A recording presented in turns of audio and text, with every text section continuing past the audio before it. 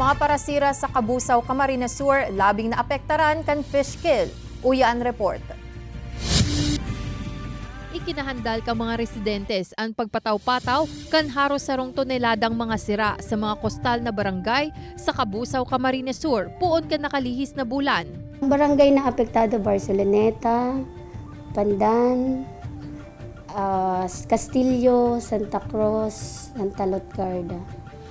Ang mga gada ng mga sira na bulinaw, balanak, asin iba pa, maabot subuot sa kantidad na 73,800 pesos. Nasa 1,000 mga parasira igdi sa Kabusaw ang nag-aasa sa taokang kadagatan. Alagad daiman subuot arual daw na maray ang sa indang mga dakop. Seasonal sa nasubuot ang marhay na dakop kay mga sira asin iba pang laman dagat. Sa mga bulan nin Agosto hasta Enero, napapano nin sira ang 15 hasta 20 mga banyera. Ngunya na aldaw, naabutan kan team sa fishing port ang mga parasirang ini na tulong banyera sana andara.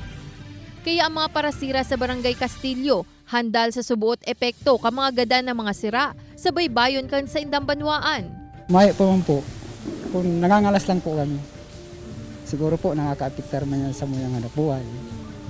Kaya kung naghahanap man po kayong mga aksyon na dapat. Pungunya po, dahil paaram ang resulta talaga ang tunay na kausa katong pagrataw kay sira. Sigun sa Committee on Fisheries kan munisipyo, nagluwas sa investigasyon kag BFAR na natural causes arugan pagbaba kan oxygen concentration huli sa plankters ang ikinagadan kan mga sira.